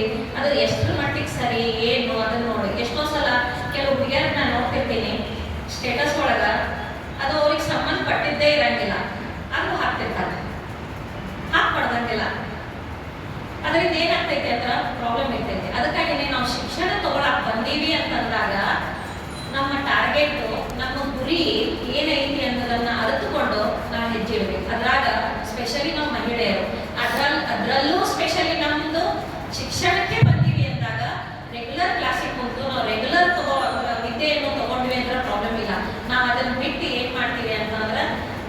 ಡ್ರೆಸ್ಸಿಂಗ್ ಸಹಿತ ಬಹಳಷ್ಟು ನಾವೇ ಹೆಣ್ಮಕ್ಳು ನಮ್ಮ ಹೆಣ್ಮಕ್ಳಿಗೆ ನೋಡೋಕ್ಕಾಗಂಗಿಲ್ಲ. ಇದರಿಂದ ಬಹಳ ಅನಾಹುತಗಳಾಗತ್ತಾವ ಮತ್ತು ಅಲ್ಲಲ್ಲಿ ಅತ್ಯಾಚಾರಗಳನ್ನು ಆಗತ್ತಾವ. ಸ್ವಲ್ಪ ನಾವು ಸಹಿತ ನಮ್ಮ ಡ್ರೆಸ್ಸಿಂಗ್ ಕಡೆನೂ ಲಕ್ಷ್ಯ ಕೊಡಬೇಕು ಅಂತ ಹೇಳಿ. ಅದೇ ರೀತಿ ಶಿಕ್ಷಣ ಒಳಗೆ ನಾವು ಏನು ನೋಡ್ತೀವಿ ಅಂದ್ರೆ 2 ಶಿಕ್ಷಣಗಳು ನೋಡ್ತೀವಿ. ಒಂದು ಔಪಚಾರಿಕ ಶಿಕ್ಷಣ, ಇನ್ನೊಂದು ಅನೌಪಚಾರಿಕ ಶಿಕ್ಷಣ. ಔಪಚಾರಿಕ ಶಿಕ್ಷಣ ಅಂತಂದ್ರೆ ಏನು ಅಂದ್ರೆ 4 ಗೋಡೆಗಳ ಮಧ್ಯದಲ್ಲಿ ಒಂದು ಪಠ್ಯಕ್ರಮವನ್ನು ಇಟ್ಕೊಂಡು ನಾವೇನು ಕಲಿತೀವಿ ಅದು ಶಿಕ್ಷಣ. ಇನ್ನು ಅನೌಪಚಾರಿಕ ಶಿಕ್ಷಣ ಒಳಗ ಇದೆ ರೂಢಿ ನೀತಿ ಪದ್ಧತಿಗಳು. ಈಗ ನಮ್ದು ಶಿಕ್ಷಣ ನಾನು ಇಲ್ಲಿ ಕಲಿಯಾಕಿದ್ದೆ BA. ನಾನು ಇವತ್ತೇ ಒಬ್ಬರು ಸರ್ ಹೇಳಿದೆ, ಸರ್ ಅವಾಗ ಎಷ್ಟು ಸ್ಟ್ರಿಕ್ಟ್ ಇತ್ತು. ಕ್ಲಾಸ್ ಇಲ್ಲ, ನನ್ನ ಕ್ಲಾಸ್ ಇದ್ದಿದ್ದಿಲ್ಲ, ನನ್ನ ಸಬ್ಜೆಕ್ಟ್ ಇದ್ದಿದ್ದಿಲ್ಲ. ಆ ಟೈಮ್ನಾಗ ಗ್ಯಾಪ್ ಇರ್ತಿತ್ತು. ಗ್ಯಾಪ್ ಇದ್ರೂ ಸಹಿತ ಹೊರಗೆ ಕುಂದ್ರಕ್ಕೆ ನಾವು ಅನಿಸ್ತಿದ್ವಿ. ಒಂದು ಮನೆಯಾಗ ಹೋಗಿ ಹೇಳ್ಬೋದು ಅಥವಾ ನಾವು ಕುಂದ್ರಬಾರ್ದು ಅಂತ ಹೇಳಿ. ಈಗ ಏನಿಲ್ಲ, ಕ್ಲಾಸ್ ಇದ್ರೂ ಸಹಿತ ನಮ್ಮ ಹುಡುಗರು ಹೊರಗೆ ಕುಂತಿರ್ತಾರೆ ಅಥವಾ ಹೊರಗಡೆ ಕುಂತು ಅಭ್ಯಾಸ ಮಾಡ್ತಾರ, ಅದನ್ನೂ ಇಲ್ಲ. ಅದಕ್ಕಾಗಿನೇ ನಿಮ್ಮ ಎಲ್ಲರಲ್ಲಿನೂ ಒಂದು ಹೆಂಗೂ ನಾವು ಮಹಿಳೆಯರಿದ್ದೀವಿ ಮತ್ತು ಗಂಡು ಹುಡುಗರಿದ್ರೆ ಮತ್ತೆ ಹೇಳ್ತಿದ್ದಿಲ್ಲ. ನಿಜವಾಗಿ ನಾವು ಶಿಕ್ಷಣ ತಗೊಳಕ್ ಬಂದೀವಿ ಅಂದ್ರೆ ಕೇವಲ ಶಿಕ್ಷಣ ತಗೊಳ್ಳೋಣ ಅಂತ ಹೇಳಿ ಅದ್ರಾಗ ಸ್ಪೆಷಲಿ ಮಹಿಳಾ ದಿನಾಚರಣೆ ಇವತ್ತು ಒಂದು ಸ್ವಲ್ಪ ಪ್ರಾಮಿಸ್ ಮಾಡಿ ಶಿಕ್ಷಣನೇ ತಗೋಬೇಕು. ಅದ್ರಾಗ ನಿಮ್ಗೆ ಅವಕಾಶಗಳು ಸಿಗಾಕತ್ತಾವ. ನಾನು ಹೆಂಗೆ ಅವಕಾಶ ಪಡೆದೀನಿ, ನಾನು ಹೆಂಗೆ ಶಿಕ್ಷಣ ತಗೊಂಡೀನಿ ನನಗೆ ಗೊತ್ತೈತಿ. ನಾನು PUC ಬಂದ ನಂತರ ಆಗಿನ ಕಾಲದಾಗ ಸೊಸೈಟಿ ಶಿಕ್ಷಣ ಇದ್ದಿದ್ದಿಲ್ಲ ರೀ, ಯಾರ ಮನೆಯೂ ಕಲಿಸ್ತಿದ್ದಿಲ್ಲ. ಆದ್ರೆ ನಮ್ಮ ಅವರು ಇಲ್ಲ ನೀ ಕಲಿತಿದ್ರ ಹೋಗು ಅಂತಂದ್ರು. ಆಯ್ತು ಅಂತ ಹೇಳಿ ಅಡ್ಮಿಷನ್ ಮಾಡಿದೆ. ಕಾಲೇಜಿಗೆ ಹೋಗಾಕ್ತೇನೆ ಬೇಡ, ಮನೆ ಕುಂತು ಮಾಡಿದ್ರು. ಆದ್ರೆ ನನ್ನ ಭಾಷೆ ಚೇಂಜ್ ಸ್ವಲ್ಪ. ಹಿಂಗಾಗಿ ನಮ್ಮ ಅವ್ರು ಏನಂದ್ರು, ಇಲ್ಲ ನಿನ್ನ ಭಾಷೆ ಇದಕ್ಕೆ ಚೇಂಜ್ ಆಗ್ತೈತಿ, ನೀನು ಕ್ಲಾಸಿಗೆ ಹೋಗಂದ್ರೆ. ಅವ್ರು ಅವಕಾಶ ಮಾಡಿಕೊಟ್ಟಿಂದ ನನಗೆ 2 ವರ್ಷ ಹಿಡಿತು. ನಾನು ಈಗಂತೂ ಫುಲ್ ಚೆನ್ನಾಗಿ ಮಾತಾಡತ್ತೀನಿ. ಮೊದಲಿನ ಭಾಷೆನೇ ಚೇಂಜ್ ನಮ್ದು. ಅಲ್ಲಿ ಆ ಟೈಮ್ ಒಳಗೆ ಮನೆ ಒಳಗೆ ನೋಡ್ಕೊಂಡು ಮೊದಲ ನಿಮ್ಮಂಗಿರೋ ಹೊತ್ನ್ಯಾಗ ನನಗೆ ಫುಲ್ ಟೈಮ್ ಇರ್ತಿತ್ತು. ನಾನು ಎಂದೂ ಟೈಮ್ ವೇಸ್ಟ್ ಮಾಡಿಲ್ಲ. ನಾನು ಯಾವಾಗಲೂ ಟೈಮ್ ಅದ ಅಂದ್ರೆ ಏನಾದರೂ ಒಂದು ಕಲಿತೀನಿ. ಅದು ಟೈಪಿಂಗ್ ಇರ್ಬೋದು, ಲೈಬ್ರರಿ ಕೋರ್ಸ್ ಇರ್ಬೋದು. ನಂದು ನೀವು ಸರ್ಟಿಫಿಕೇಟ್ ನೋಡಿದ್ರೆ 1.5 ಕಿಲೋ ಮ್ಯಾಲ ಆಗ್ತೈತಿ. ನಾನು ಸೂಟಿ ಬಂದು ಅಥವಾ 2 ಸೂಟಿ ಅದಂದ್ರೆ ಆ ಸೂಟಿ ಒಳಗೆ ಏನು ಮಾಡ್ತಾರೆ ಅಂತ ಹೇಳಿ ನಿಮಗೆ ನಾನು ಹೇಳೋ ನಾನು ಆರ್ಟಿಸ್ಟ್ ಅದೀನಿ. ಎಲ್ಲಾದ್ರದ್ದು ನೀವು ಯಾವ ಸೆಕ್ಷನ್ನಾಗ ಹೇಳ್ತೀರಿ ನಾನು ಅದನ್ನು ಆರ್ಟ್ ಮಾಡಬಲ್ಲೆ. ಥರ್ಮಾಕೋಲ್ ಆಗಿರ್ಬೋದು, ವ್ಯಾಕ್ಸ್ ಆಗಿರ್ಬೋದು, ಇವನ್ ಪ್ಲೈವುಡ್ ವರ್ಕ್ ಸಹಿತ ನಮ್ಮ ಮನೆಯಾಗ ನಾನು ಮಾಡ್ತೀನಿ. ಬಡಿಗೆ ಮಾಡ್ತಾರಲ್ಲ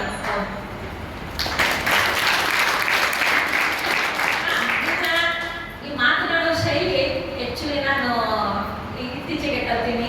ಫಸ್ಟ್ ನಾನು ಕರೆದಿದ್ದ ಅಕ್ಕಿ ಸರ್ SVM ನ್ಯಾಗ್ರಿ ಹೋಗಿ ನಿಂತಾಗ ನನ್ನ ಹಂಗ ಮುಜುಗರ ಬರಲಿಲ್ಲ. ಭಾಷೆನೂ ಚೇಂಜ್ ಇತ್ತು, ನನಗೆ ಹೇಳಕ್ ಬರಲಿಲ್ಲ. ಇವತ್ತು ಸರ್ ಅದೇ ಅದೇ ಸರ್ ನಿಂದ್ರಿ ಇವತ್ತ. ಅವಾಗ ಏನಿದ್ದೆ ಅವತ್ತೇನ ಅನುಭವ ಪಟ್ಟೆ, ನಾನು ಹೋಗಿ ನಿಂತು ನನಗೆ ಹೇಳಕ್ ಆಗಲಿಲ್ಲ ಅಂತ ಹೇಳಿ ಅದಕ್ಕೆ ನಾನು ಚಾಲೆಂಜ್ ತಗೊಂಡು ಅದನ್ನ ಇಂಪ್ರೂವ್ ಮಾಡ್ಕೊಂಡು ಬಂದೆ. ನಾನು ಸದ್ಯದಲ್ಲಿ ಅಂತೂ ನಿಮ್ಮ ಮುಂದದೀನಿ. ತಪ್ಪಾಗಿದ್ರೆ ಕ್ಷಮಿಸಿ. ಕೆಲವೊಂದು ಮಾತಾಡೋ ತಪ್ಪಾಗಿರ್ತಾವ, ಕೆಲವೊಂದು ಮರಾಠಿ ಶಬ್ದಗಳು ಬರ್ತಿರ್ತಾವ, ನಮಗೆ ಹುಟ್ಟು ಗುಣ ಬಿಡಕ್ಕಾಗೋದಿಲ್ಲ. ಆಮೇಲೆ ನಂದು ಏನದ ಅಂತಂದ್ರೆ ಯಾವ್ದು ಬರಂಗಿಲ್ಲ ಅಂತಂದ್ರೆ ಅದನ್ನ ಕಲಿಯೋದು. ಯಾವುದೇ ಇರ್ಬೋದು, ಹೆಣಿಕೆ ಇರ್ಬೋದು, ಹೆಣಿಕೆ ಒಳಗೆ ಎಲ್ಲ ಹೆಣಿಕೆ ಬರ್ತಾವೆ. ಡಾನ್ಸ್ ಒಳಗೆ ಎಲ್ಲ ಡಾನ್ಸು ನಾನು ಸ್ವತಃ ಮಾಡಬಲ್ಲೆ. ನನ್ನ ಮಕ್ಕಳಿಗೆ ಸರ್ ನಾನೇ ಕಲಿಸಿದ್ದೀನಿ ಎಲ್ಲ ಡಾನ್ಸು. ಪ್ರತಿಯೊಂದು ಕಡೆ ಫಸ್ಟ್ ರ್ಯಾಂಕ್ ನನ್ನ ಮಕ್ಕಳದ. ಇವನ್ ನೀವು ಮಾಡೆಲ್ಗಳು ಮಾಡ್ತೀರಿ ಸೈನ್ಸ್ ಅದ, ಆ ಎಲ್ಲ ಮಾಡೆಲ್ಗಳು ನಾನು ಸ್ವತಃ ಮಾಡ್ತೀನಿ. ಅಂದ್ರೆ ನಾನು ಎಲ್ಲೆಲ್ಲಿ ಟೈಮ್ ನಾನು ನಮ್ಮ ಸ್ಟೂಡೆಂಟ್ಸಿಗೂ ಹೇಳ್ತಿರ್ತೀನಿ, ಟೈಮ್ ಸಿಕ್ತಲ್ಲ ವೇಸ್ಟ್ ಮಾಡಬೇಡಿ, ಕಲೀರಿ. ಮೇಡಮ್ ಹೌದ್ರಿ, ನೀವೆಲ್ಲ ಕಲ್ತೀರಿ, ಎಲ್ಲ ಮೊಬೈಲ್ನಾಗ ಸಿಗ್ತಾವ್ರಿ. ಹೌದು, ಮೊಬೈಲ್ನಾಗ ಅದಾವ. ಅವಾಗ ಇರ್ಲಾರ್ದ ಟೈಮ್ನಾಗ ನಾನು ನೋಡ್ ಕಲ್ತೀನಿ. ನಮ್ಮ ಅವ್ವನು ಹಿಂಗೆ ಹೋಗ್ತೀರಾ ಹೋಗಿ, ಇಂಥ ಕಲೀತ್ಯಾ ಹೋಗಿ, ಇದನ್ನ ಅಷ್ಟೇ ಕಂಟಿನ್ಯೂ ಬಿಜಿ ಇರ್ತಿದ್ದೆ ನಾನು ಕಲಿಯೋ ಸಲುವಾಗಿ. ಈಗ ಏನಾಗಿದೆ ಅಂದ್ರೆ ಕಲಿಯಾಕ ನನಗೆ ಯಾವುದೇ ಸೆಕ್ಷನ್ ಓದಿಲ್ಲ. ಇವಾಗ ಮೊನ್ನೆ ನ್ಯಾಕ್ನೇಲೆ ಸಹಿತ ನನಗೆ ಯಾಕೋ ಲ್ಯಾಪ್ಟಾಪ್ ಕಂಪ್ಯೂಟರ್ ಲೈಕ್ ಆಗ್ತಿದ್ದಿಲ್ಲ. ಅದನ್ನು ಸಹಿತಲ್ಲ ಆ ಶಿಕ್ಷಣ ನನಗೆ ಯಾಕೋ ಲೈಕ್ ಆಗ್ತಿದ್ದಿಲ್ಲ. ನಾನು ಅದು ಯಾಕೆ ಹಂಗಾಯ್ತು ಅಂದ್ರೆ ಒಬ್ಬ ಮನೆಯಾಗ ಕಂಪ್ಯೂಟರ್ ಇತ್ತು, ನಾನು ಏನೋ ಮಾಡಕ್ ಹೋದೆ, ಅಷ್ಟು ಡಿಲೀಟ್ ಆಗ್ಬಿಟ್ಟು ಭಾಳ ಬಯಸ್ಕೊಂಡೆ. ಅವತ್ತಿಂದ ಕಂಪ್ಯೂಟರ್ ಗೊತ್ತಿದ್ದಿಲ್ಲ ನಾನು. ಆದರೆ ನ್ಯಾಕ್ ಇಂಥ ಸಂದರ್ಭ ಬಂತು, ನ್ಯಾಕ್ ಒಳಗೆ ಲ್ಯಾಪ್ಟಾಪ್ ಕಂಪ್ಯೂಟರ್ ಬೇಕೇ ಬೇಕು. ಆ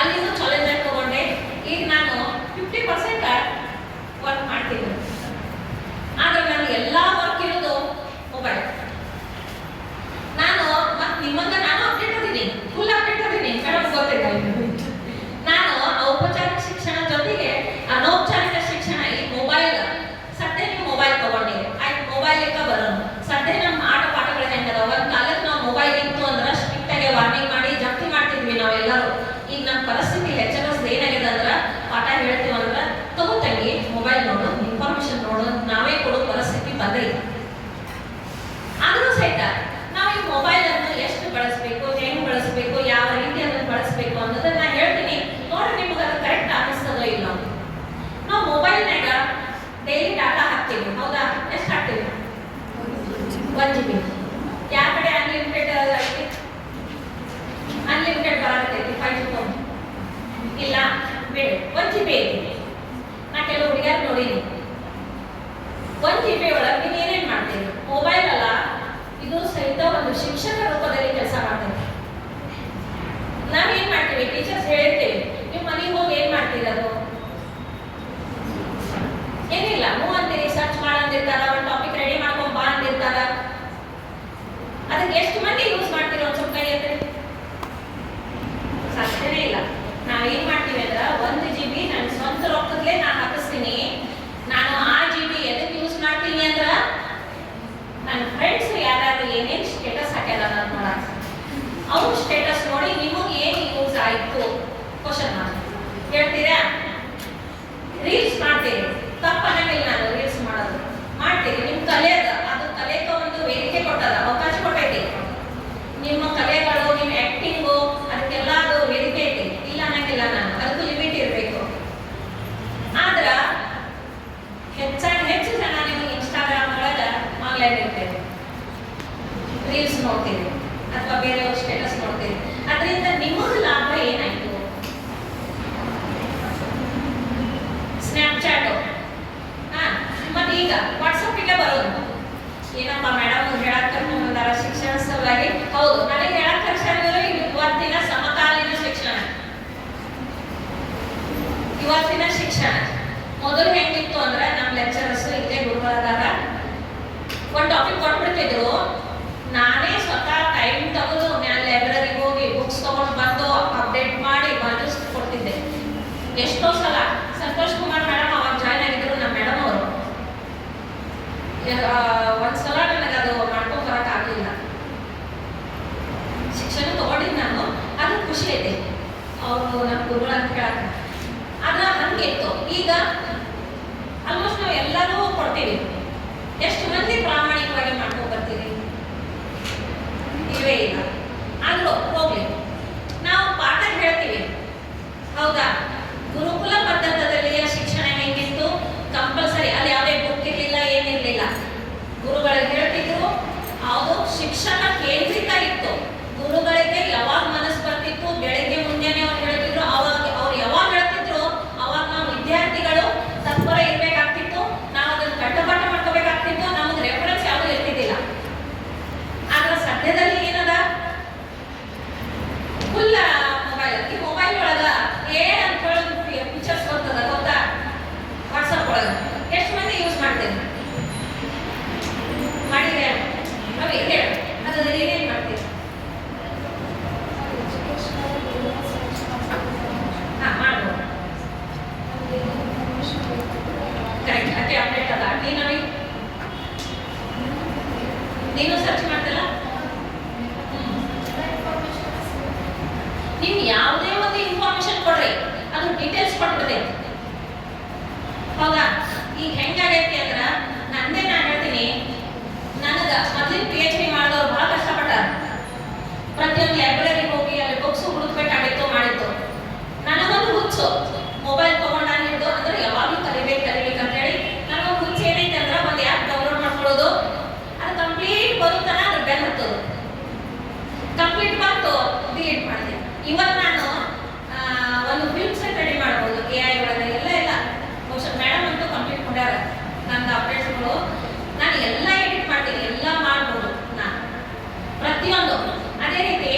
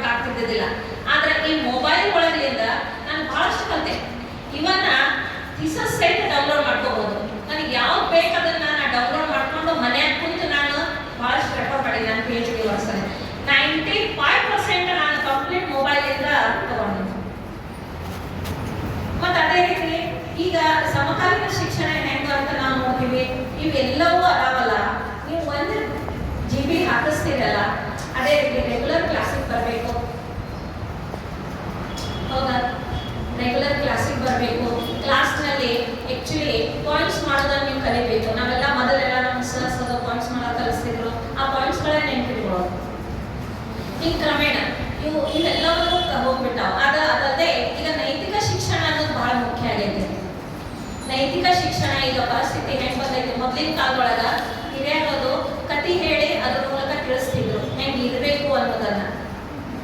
ಈಗ ನೈತಿಕ ಶಿಕ್ಷಣ ಇರ್ಲಾರ್ದಕ್ಕ ತಪ್ಪು ತಿಳ್ಕೊಬೇಡಿ, ಕೆಲವು ಪ್ರಾಬ್ಲಮ್ ಆಗ್ತದ. ಎಷ್ಟೋ ಸಲ ಯಾರು ಬಂದಿರ್ತಾರಂದ್ರೆ ನಾವು ಎದ್ದು ನಿಂದ್ರಂಗಿಲ್ಲ, ಗುಡ್ ಮಾರ್ನಿಂಗ್ ಅನ್ನಂಗಿಲ್ಲ, ಅಥವಾ ಬರ್ತಿರ್ತಾರಂದ್ರ ಆ ಕಡೆ ಹೊಳೆ ಹೋಗ್ತೀವಿ. ಇದೆಲ್ಲ ತಪ್ಪು ಅಂತ. ಅದೇ ರೀತಿ ಇನ್ನೂ ಏನು ಅಂತಂದ್ರ ಇದಲ್ಲದೆ ಅನೌಪಚಾರಿಕ ಶಿಕ್ಷಣ ಒಳಗೆ ಬಹಳಷ್ಟು ಬೇಕು. ಮನೆಯಲ್ಲಿ ಇರುವಂತ ಹಿರಿಯರಿಗೆ ನಾವು ಬಹಳಷ್ಟು ಕೇರ್ ಮಾಡಬೇಕು. ಅದಲ್ಲದೆ ಈಗಂತೂ ಬಹಳಷ್ಟು ನೀವು ವಿಡಿಯೋಗಳಲ್ಲೆಲ್ಲ ನೋಡಿರಿ. ನಮ್ಗೆ ಹೆಂಗಂದ್ರ ಶಿಕ್ಷಣ ನಮ್ಗೆ ಈಗ ಹೆಂಗ ಆಗ್ಬಿಟ್ಟೈತಿ ಅಂತಂದ್ರ ತಾಯಿ ಬೇಕು ಅತ್ತೆ ಬೇಡ,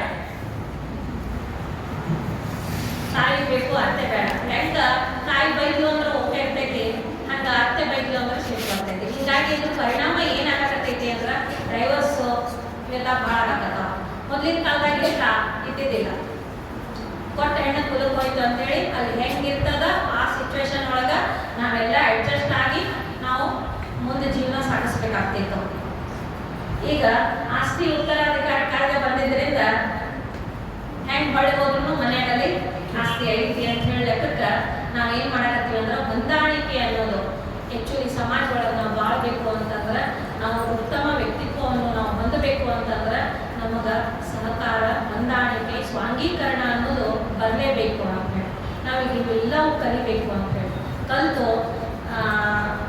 ನಾವು ಮುನ್ನುಗ್ಗಬೇಕು ಅಂತ ಹೇಳಿ. ಅದೇ ರೀತಿ ಈ ಶಿಕ್ಷಣದಲ್ಲಿ ಒಮ್ಮೆ ಏನಾಗ್ತೈತೆ ಅಂತಂದ್ರೆ ನೋಡ್ರಿ, ಹೆಣ್ಮಕ್ಳು ಅನ್ನೋದು ನಾವು ಎಷ್ಟು ಶ್ರೇಷ್ಠ ಅದೀವಿ ಅನ್ನೋದು. ದಶರಥ ಮಹಾರಾಜರಿಗೆ 4 ಮಕ್ಕಳಿದ್ರು ಗೊತ್ತಾ? ಮಕ್ಕಳು ಮದುವೆ ಮಾಡ್ತಿರ್ತಾರ.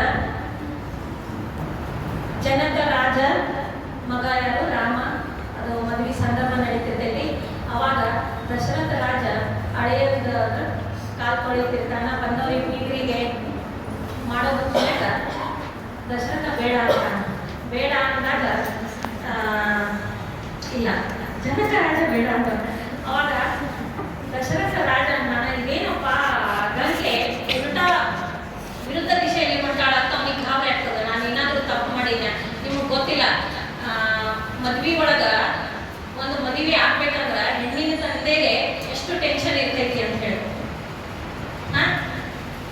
ಅವನಿಗೆ ಟೆನ್ಷನ್ ಆಗ್ಬಿಟ್ಟೈತಿ, ಏನಾಯ್ತಪ್ಪ ಇದು ನನ್ನ ಕಡೆ ಏನ್ ತಪ್ಪಾಗ್ಯದ ಅಂತ ಹೇಳಿ. ಅಲ್ಲಿ ಜನಕರಾಜನ ಹೇಳ್ತಾನ, ಏನಿಲ್ಲ, ಈ ಭೂಮಿ ಒಳಗ ಶ್ರೇಷ್ಠರು ಅಂದ್ರೆ ನೀವು ಅಂತ ಹೇಳಿ. ಹೆಂಗ ಅಂತಂದ್ರ ಪ್ರತಿಯೊಬ್ಬರಿಗೂ ಹೆಣ್ಣು ಕೊಡಂಗಿಲ್ಲ ಅಂತ ದೇವರು. ಯಾರಿಗೆ ಆ ಹೆಣ್ಣನ್ನು ಸಾಕುವಂತ ಕೆಪಾಸಿಟಿ ಇರ್ತೈತಿ ಅವ್ರಿಗೆ ಅಷ್ಟೇ ಹೆಣ್ಣು. ಆಮೇಲೆ ಎಲ್ಲಕ್ಕಿಂತ ಶ್ರೇಷ್ಠ ದಾನ ಯಾವುದು? ಕನ್ಯಾದಾನ. ಆ ಕನ್ಯಾದಾನ ನೀವು ಮಾಡ್ತೀರಿ ಅಂತಂದಾಗ ನೀವು ಶ್ರೇಷ್ಠರು. ನಿಮ್ಮ ಕೈ ಯಾವಾಗಲೂ ಮ್ಯಾಲ ಇರ್ತೈತಿ. ನಾವು ತಗೊಳ್ಳೋದು, ದಾನ ತಗೊಳ್ಳೋದು ಕೈಯಲ್ಲಿ ಇರ್ತೈತಿ, ಕೆಳಗಿರ್ತೈತಿ. ಅದಕ್ಕೆ ನೀವು ಶ್ರೇಷ್ಠರು ಅಂತಂತಾರೆ. ಅದಕ್ಕಾಗಿನೇ ನಾವು ಈ ಕಥೆಯಿಂದ ಏನು ನೋಡ್ಬೋದು ಅಂತಂದ್ರೆ, ಹೆಣ್ಮಕ್ಳು ನಾವು ನಿಜವಾಗಿ ದೊಡ್ಡವರು ಅಂತ ಹೇಳಿ. ಇಲ್ಲಿ ವಿಶ್ವ ಮಹಿಳಾ ದಿನಾಚರಣೆ ಐತಿ. ಈ ಹುಡುಗಿಯರನ್ನ ಸಾಕು ಬೇಡ ಅಂತ ಹೇಳಿ ನಿಜವಾಗಿ ನೋಡ್ರಿ. ಲಾಸ್ಟ್ ನಾನು ಹೇಳಕ್ಕೆ ಏನು ಇಷ್ಟಪಡ್ತೀನಿ ಅಂತಂದ್ರೆ, ಹೆಣ್ಣು ಅದ ಅಂತ ಹೇಳಿ ವಿಶ್ವ ಇದೆ ಅಂತ ಹೇಳಿ, ಹೆಣ್ಣು ಇದೆ ಅಂತ ಹೇಳಿನೇ ಕುಟುಂಬಕ್ಕೆ ಕುಟುಂಬ ಅದ ಅಂತ ಹೇಳಿ. ಅದೇ ರೀತಿ ಹೆಣ್ಣು ಅದಾಳ ಅಂತ ಹೇಳಿನೇ ಎಲ್ಲಾ ಸಂಬಂಧಗಳು ಅದಾವ. ನೀವು ಕೇಳ್ರಿ, ಹೆಣ್ಮಕ್ಳಿಗೆ ಕೇಳ್ರಿ, ಯಾರಿಗೆ ಅವ್ರು ನಮ್ಗೆ ಇವ್ರಾಗಬೇಕು ಅವ್ರಾಗಬೇಕು, ಅವ್ರಿಗೆ ಬರೀ ಹೆಣ್ಮಕ್ಳಿಗೆ ಗೊತ್ತಿರ್ತೈತೆ, ಗಂಡ್ಮಕ್ಳಿಗೆ ಗೊತ್ತಿರಂಗಿಲ್ಲ. ಅವ್ರಿಗೆ ಬರೀ ಗಂಡ್ಮಕ್ಳಿಗೆ ದುಡಿದಂಗೆ ಹಾಕೋದು ಅಷ್ಟೇ ಗೊತ್ತಿರ್ತೈತೆ. ಸಂಬಂಧಗಳನ್ನು ಬೆಸೆಯುವುದು ಯಾರು ಅಂದ್ರೆ ಕೇವಲ ಹೆಣ್ಣು. ಅದಕ್ಕಾಗಿನೇ ಹೆಣ್ಮಕ್ಳಿಂದ ನೀವು ಆಡು ಭಾಷೆ ಕೇಳಿರಿ, ಹೆಣ್ಮಕ್ಳಲ್ಲ ಹೆಣ್ಮಕ್ಳಿದ್ರೆ ಬಳಕೆ ಮಾಡ್ರಿ ಅಂತ ಹೇಳಿ. ನೋಡ್ರಿ, ಒಂದು ಹೆಣ್ಣು ಒಂದು ಮನೆಯಾಗ ಹುಟ್ಟಿ ಇನ್ನೊಂದು ಮನೆಗೆ ಹೋಗಿ ಆ ಮನೆನೂ ಬೆಳಗ್ಬೇಕು, ಈ ಮನೆನೂ ಬೆಳಗ್ಬೇಕು. ಹೆಣ್ಣಿಗೆ ಇರುವಂತ ಕೆಪಾಸಿಟಿ ಓದಲಿಕ್ಕೆ ಯಾರಿಗೂ ಸಾಧ್ಯ ಇಲ್ಲ ಅಂತ ಹೇಳಿ. ಅದೇ ರೀತಿ ಹೆಣ್ಣು ಸನ್ಮಾನ ಪ್ರಿಯಳು ಮತ್ತು ಆಕೆಯ ಕರ್ತವ್ಯ ಜವಾಬ್ದಾರಿಯನ್ನು ನಿಭಾಯಿಸಿದ್ರ ನಿಜವಾಗ್ಲೂ ಶ್ರೇಷ್ಠ ಅಂತ ಹೇಳಿ. ಅದಕ್ಕಾಗಿನೇ ನಾವೇನ್ ಮಾಡ್ಬೇಕು ಅಂದ್ರೆ, ಈಗ ಸದ್ಯದಲ್ಲಿ ಉಳಿದ ಎಲ್ಲಾನು ಇವೇನು ಅದಾವ ಇವೆಲ್ಲ ಬಿಟ್ಟು ಇವು ಎಲ್ಲವನ್ನು ತಗೋಬೇಕು, ಯೂಸ್ ಮಾಡ್ಕೋಬೇಕು. ಕೇವಲ ಶಿಕ್ಷಣಕ್ಕಾಗಿ ಯೂಸ್ ಮಾಡಿಕೊಂಡು ನಮ್ಮ ಗುರಿಯನ್ನು ಮುಟ್ಟಾಕ ನಾವು ಪ್ರಯತ್ನ ಮಾಡಬೇಕು ಅಂತ ಹೇಳ್ತಾ ನನಗೆ ಇದು ಅವಕಾಶ ಮಾಡಿಕೊಟ್ಟಿದ್ದಕ್ಕಾಗಿ ಧನ್ಯವಾದಗಳು.